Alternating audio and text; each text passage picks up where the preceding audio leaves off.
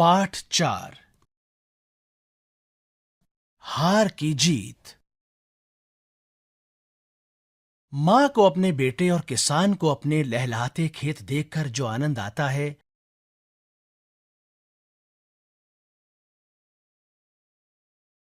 वही आनंद बाबा भारती को अपना घोड़ा देखकर आता था।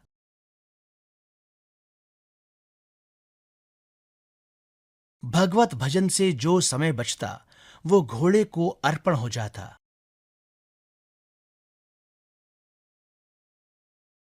वो घोड़ा बड़ा सुंदर था, बड़ा बलवान। उसके जोड़ का घोड़ा सारे इलाके में न था। बाबा भारती उसे सुल्तान कहकर पुकारते। अपने हाथ से खरहरा करते, खुद दाना खिलाते और देख देख कर प्रसन्न होते थे। उन्होंने रुपया, माल, असबाब, जमीन आदि अपना सब कुछ छोड़ दिया था। यहां तक कि उन्हें नगर के जीवन से भी घृणा थी।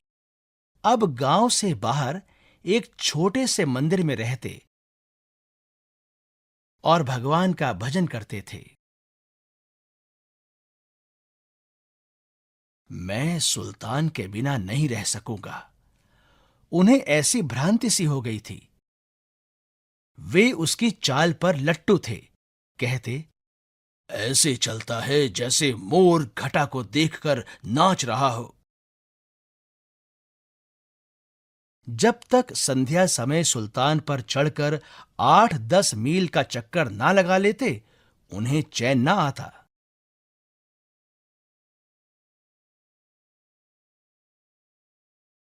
खड्ग सिंह उस इलाके का प्रसिद्ध डाकू था। लोग उसका नाम सुनकर कांपते थे।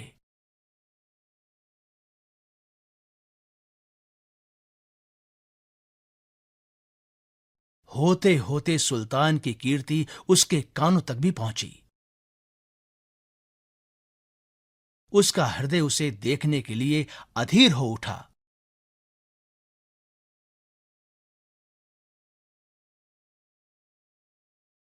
एक दिन वो दोपहर के समय बाबा भारती के पास पहुंचा और नमस्कार करके बैठ गया। बाबा भारती ने पूछा, खड्ग सिंह, क्या हाल है? खड्ग सिंह ने सिर झुकाकर उत्तर दिया, आपकी दया है। कहो, इधर कैसे आ गए? सुल्तान की चाह खींच लाई। विचित्र जानवर है, देखोगे तो प्रसन्न हो जाओगे।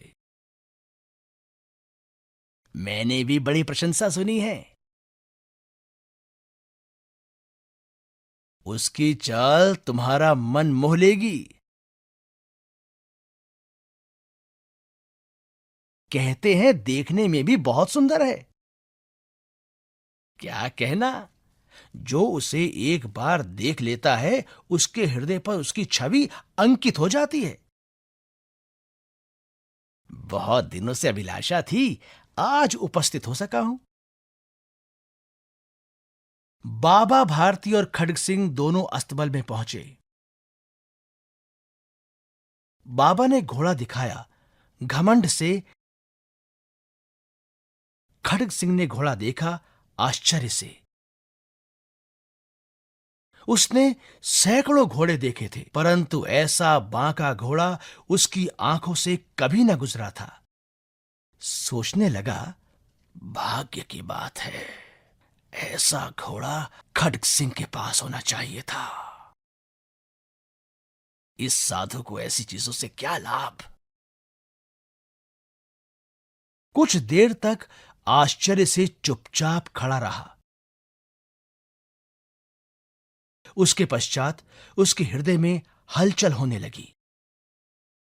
बालकों की सी अधीरता से बोला, परंतु बाबा जी, इसकी चाल न देखी तो क्या? बाबा भारती भी मनुष्य ही थे। अपनी चीज की प्रशंसा दूसरे के मुख से सुनने के लिए उनका हृदय भी अधीर हो गया। घोड़े को खोलकर बाहर लाए और उसकी पीठ पर हाथ फेरने लगे। एकाएक उचक कर सवार हो गए। घोड़ा हवा से बातें करने लगा। उसकी चाल को देखकर खड़ग सिंह के हृदय पर सांप लौट गया। वो डाकू था और जो वस्तु उसे पसंद आ जाए उस पर वो अपना अधिकार समझता था। उसके पास बाहुबल था, आदमी थे और बेरहमी थी। जाते जाते उसने कहा, बाबा जी, मैं ये घोड़ा आपके पास न रहने दूंगा। बाबा भारती डर गए। अब उन्हें रात को नींद न आती। सारी रात अस्तबल की रखवाली में कटने लगी। प्रतिक्षण खड़ग सिंह का भय लगा रहता। परंतु कई मास बीत गए और वो न आया। यहां तक कि बाबा भारती कुछ असावधान हो गए और इस भय को स्वप्न के भय की नाई मिथ्या समझने लगे। संध्या का समय था। बाबा भारती सुल्तान के पीठ पर सवार होकर घूमने जा रहे थे। इस समय उनकी आंखों में चमक थी, मुख पर प्रसन्नता। कभी घोड़े के शरीर को देखते, कभी उसके रंग को, और मन में फूले न समाते थे। सहसा एक ओर से आवाज आई, ओ बाबा, इस कंगले की सुनते जाना। आवाज में करुणा थी। बाबा ने घोड़े को रोक लिया। देखा एक अपाहिज वृक्ष की छाया में पड़ा कराह रहा है। बोले, क्यों, तुम्हें क्या कष्ट है? अपाहिज ने हाथ जोड़कर कहा, बाबा, मैं दुखियारा हूं, मुझ पर दया करो। रामावाला यहां से 3 मील है, मुझे वहां जाना है। घोड़े पर चढ़ा लो, परमात्मा भला करेगा। वहां तुम्हारा कौन है? दुर्गा दत्त वैद्य का नाम आपने सुना होगा।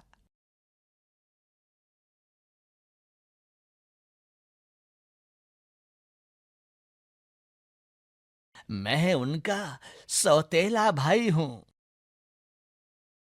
बाबा भारती ने घोड़े से उतरकर अपाहिज को घोड़े पर सवार किया और स्वयं उसकी लगाम पकड़कर धीरे धीरे चलने लगे। सहसा उन्हें एक झटका सा लगा और लगाम हाथ से छूट गई। उनके आश्चर्य का ठिकाना न रहा जब उन्होंने देखा कि अपाहिज घोड़े की पीठ पर तनकर बैठा है और घोड़े को दौड़ाए लिए जा रहा है। उनके मुख से भय, विस्मय और निराशा से मिली हुई चीख निकल गई। वो अपाहिज डाकू खड़ग सिंह था। बाबा भारती कुछ देर तक चुप रहे और कुछ समय पश्चात कुछ निश्चय करके पूरे बल से चिल्लाकर बोले, जरा ठहर जाओ। खड़ग सिंह ने यह आवाज सुनकर घोड़ा रोक लिया और उसकी गर्दन पर प्यार से हाथ फेरते हुए कहा, बाबा जी, ये घोड़ा अब न दूंगा। परंतु एक बात सुनते जाओ। खड़ग सिंह ठहर गया। बाबा भारती ने निकट जाकर उसकी ओर ऐसी आंखों से देखा जैसे बकरा कसाई की ओर देखता है और कहा, ये घोड़ा तुम्हारा हो चुका है। मैं तुमसे इसे वापस करने के लिए ना कहूंगा, परंतु खड़ग सिंह, केवल एक प्रार्थना करता हूं, इसे अस्वीकार न करना, नहीं तो मेरा दिल टूट जाएगा। बाबा जी, आज्ञा कीजिए, मैं आपका दास हूं, केवल ये घोड़ा ना दूंगा। अब घोड़े का नाम ना लो। मैं तुमसे इस विषय में कुछ ना कहूंगा। मेरी प्रार्थना केवल ये है कि इस घटना को किसी के सामने प्रकट न करना। खड़ग सिंह का मुंह आश्चर्य से खुला रह गया। उसे लगा था कि उसे घोड़े को लेकर यहां से भागना पड़ेगा, परंतु बाबा भारती ने स्वयं उसे कहा कि इस घटना को किसी के सामने प्रकट न करना। इससे क्या प्रयोजन सिद्ध हो सकता है? खड़ग सिंह ने बहुत सोचा, बहुत सिर मारा, परंतु कुछ समझ न सका। हार कर उसने अपनी आंखें बाबा भारती के मुख पर गड़ा दी और पूछा, बाबा जी, इसमें आपको क्या डर है? सुनकर बाबा भारती ने उत्तर दिया, लोगों को यदि इस घटना का पता चला तो वे किसी गरीब पर विश्वास न करेंगे। दुनिया से विश्वास उठ जाएगा। ये कहते कहते उन्होंने सुल्तान की ओर से इस तरह मुंह मोड़ लिया जैसे उनका उससे कभी कोई संबंध ही ना रहा हो। बाबा भारती चले गए, परंतु उनके शब्द खड़ग सिंह के कानों में उसी प्रकार गूंज रहे थे। सोचता था, कैसे ऊंचे विचार हैं, कैसा पवित्र भाव है। उन्हें इस घोड़े से प्रेम था। इसे देखकर उनका मुख फूल की नाई खिल जाता था। कहते थे, इसके बिना मैं ना रह सकूंगा। इसकी रखवाली में वो कई रात सोए नहीं, भजन भक्ति ना कर रखवाली करते रहे। परंतु आज उनके मुख पर दुख की रेखा तक दिखाई न पड़ती थी। उन्हें केवल ये ख्याल था कि कहीं लोग गरीबों पर विश्वास करना न छोड़ दें। रात के अंधेरे में खड़ग सिंह बाबा भारती के मंदिर में पहुंचा। चारों ओर सन्नाटा था। आकाश में तारे टिमटिमा रहे थे। थोड़ी दूर पर गांवों के कुत्ते भौंक रहे थे। मंदिर के अंदर कोई शब्द सुनाई न देता था। खड़ग सिंह सुल्तान की बाग पकड़े हुए था। वो धीरे धीरे अस्तबल के फाटक पर पहुंचा। फाटक खुला पड़ा था। किसी समय वहां बाबा भारती स्वयं लाठी लेकर पहरा देते थे, परंतु आज उन्हें किसी चोरी, किसी डाके का भय न था। खड़ग सिंह ने आगे बढ़कर सुल्तान को उसके स्थान पर बांध दिया और बाहर निकलकर सावधानी से फाटक बंद कर दिया।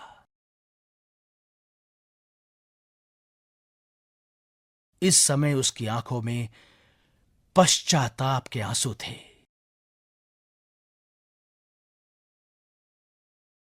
रात्रि का तीसरा पहर बीत चुका था। चौथा पहर आरंभ होते ही बाबा भारती ने अपनी कुटिया से बाहर निकल ठंडे जल से स्नान किया। उसके पश्चात इस प्रकार जैसे कोई स्वप्न में चल रहा हो, उनके पांव अस्तबल की ओर बढ़े। परंतु फाटक पर पहुंचकर उनको अपनी भूल प्रतीत हुई। साथ ही घोर निराशा ने पांव को मन मन भर का भारी बना दिया। वे वहीं रुक गए। घोड़े ने अपने स्वामी के पांवों की चाप को पहचान लिया और जोर से हिनहिनाया। अब बाबा भारती आश्चर्य और प्रसन्नता से दौड़ते हुए अंदर घुसे और अपने घोड़े के गले से लिपटकर इस प्रकार रोने लगे, मानो कोई पिता बहुत दिन से बिछड़े अपने पुत्र से मिल रहा हो।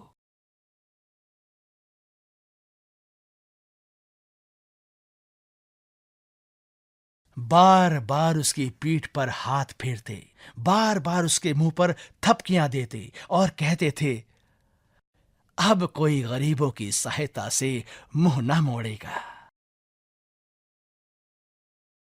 थोड़ी देर के बाद जब वो अस्तबल से बाहर निकले तो उनकी आंखों से आंसू बह रहे थे। ये आंसू उसी भूमि पर ठीक उसी जगह गिर रहे थे जहां बाहर निकलने के बाद खड़ग सिंह खड़ा होकर रोया था। दोनों के आंसुओं पर उस भूमि की मिट्टी पर परस्पर मेल हो गया। लेखक सुदर्शन। लेखक से परिचय। ये कहानी हिंदी की प्रसिद्ध कहानियों में से एक है और इसे हिंदी के प्रसिद्ध लेखक सुदर्शन ने लिखा है। सुदर्शन का वास्तविक नाम बद्रीनाथ भट्ट था।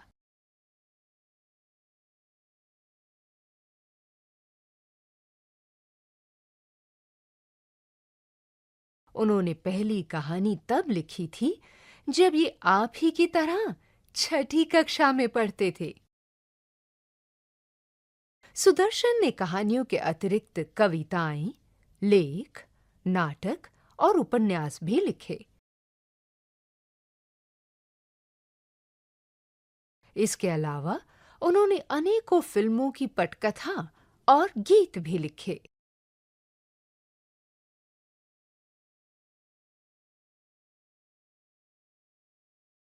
पाठ से, मेरी समझ से। आइए अब हम हार की जीत कहानी को थोड़ा और निकटता से समझ लेते हैं। क, यहां दिए गए प्रश्नों का सटीक उत्तर कौन सा है, उसके सामने तारा बनाइए। 1. सुल्तान के छीने जाने का बाबा भारती पर क्या प्रभाव हुआ?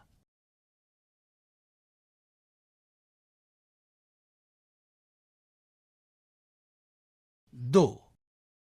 बाबा भारती भी मनुष्य ही थे। इस कथन के समर्थन में लेखक ने कौन सा तर्क दिया है?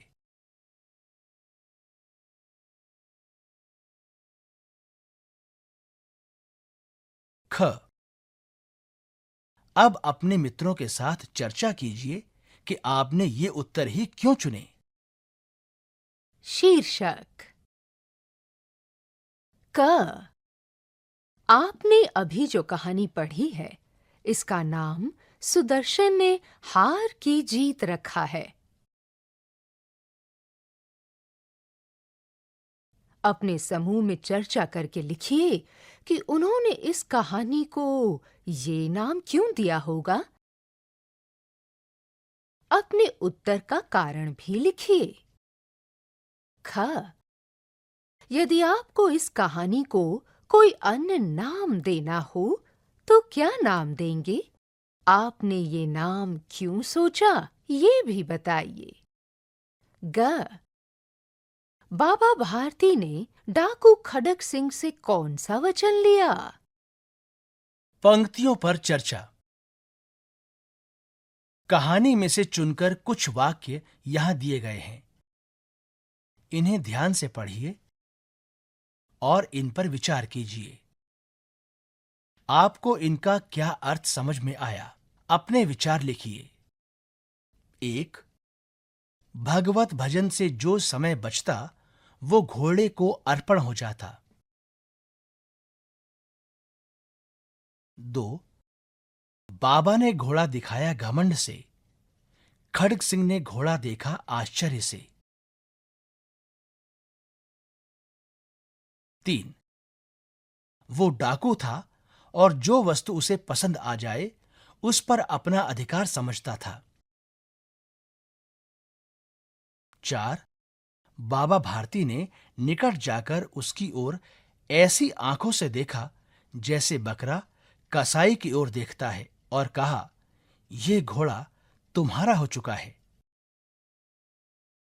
5. उनके पांव अस्तबल की ओर मुड़े, परंतु फाटक पर पहुंचकर उनको अपनी भूल प्रतीत हुई।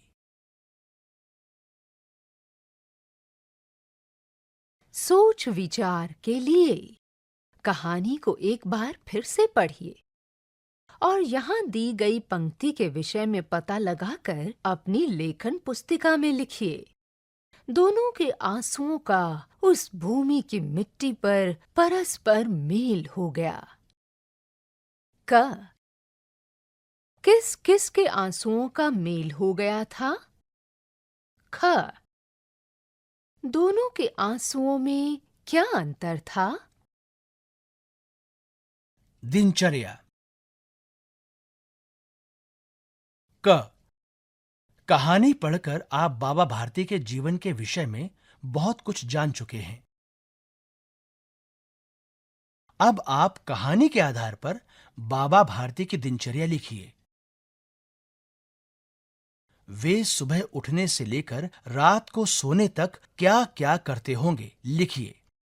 इस काम में आप थोड़ा बहुत अपनी कल्पना का सहारा भी ले सकते हैं। ख, अब आप अपनी दिनचर्या भी लिखिए। कहानी की रचना। क। इस कहानी की कौन कौन सी बातें आपको पसंद आईं? आपस में चर्चा कीजिए। ख।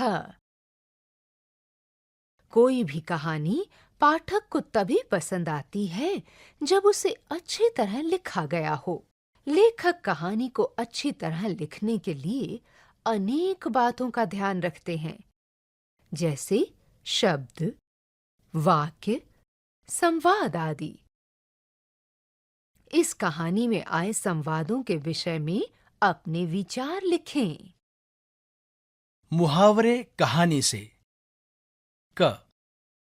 कहानी से चुनकर कुछ मुहावरे यहां दिए गए हैं। लट्टू होना, हृदय पर सांप लोटना, फूले न समाना, मुंह मोड़ लेना, मुख खिल जाना, न्योछावर कर देना।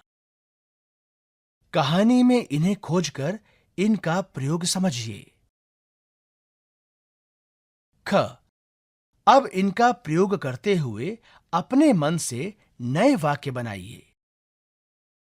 कैसे कैसे पात्र। इस कहानी में 3 मुख्य पात्र हैं, बाबा भारती, डाकू खडक सिंह और सुल्तान घोड़ा। इनके गुणों को बताने वाले शब्दों से दिए गए शब्द चित्रों को पूरा कीजिए। जो चित्र है उसमें सूर्य के बीचों बीच लिखा है बाबा भारती और दिए गए एक बादल में लिखा है दयालु। डाकू खडक सिंह, बाहुबली। सुल्तान घोड़ा, सुंदर। आपने जो शब्द लिखे हैं वे किसी की विशेषता, गुण और प्रकृति के बारे में बताने के लिए उपयोग में लाए जाते हैं। ऐसे शब्दों को विशेषण कहते हैं। पाठ से आगे। सुल्तान की कहानी। मान लीजिए ये कहानी सुल्तान सुना रहा है, तब कहानी कैसे आगे बढ़ती? स्वयं को सुल्तान के स्थान पर रखकर कहानी बनाइए। संकेत। आप कहानी को इस प्रकार बढ़ा सकते हैं। मेरा नाम सुल्तान है। मैं एक घोड़ा हूं। मन के भाव। क। कहानी में से चुनकर कुछ शब्द नीचे दिए गए हैं। बताइए कहानी में कौन, कब, कैसा अनुभव कर रहा था? चकित, अधीर, डर, प्रसन्नता, करुणा, निराशा। ख। आप उपर्युक्त भावों को कब कब अनुभव करते हैं, लिखिए। संकेत। जैसे गली में किसी कुत्ते को देखकर डर या प्रसन्नता या करुणा आदि का अनुभव करना। झरोखे से। आप जानते ही हैं कि लेखक सुदर्शन ने अनेक कविताएं भी लिखी हैं। आइए उनकी लिखी एक कविता पढ़ते हैं। कविता का शीर्षक है वो चली हवा। वो चली हवा, वो चली हवा, ना तू देखे ना मैं देखूं, पर पत्तों ने तो देख लिया, वरना वो खुशी मनाते क्यों? वो चली हवा, वो चली हवा। कवि सुदर्शन। साझी समझ। आपको इस कविता में क्या अच्छा लगा? आपस में चर्चा कीजिए और अपनी लेखन पुस्तिका में लिखिए। खोजबीन के लिए सुदर्शन की कुछ अन्य रचनाएं पुस्तक में दिए गए QR कोड या इंटरनेट या पुस्तकालय की सहायता से पढ़ें, देखें व समझें।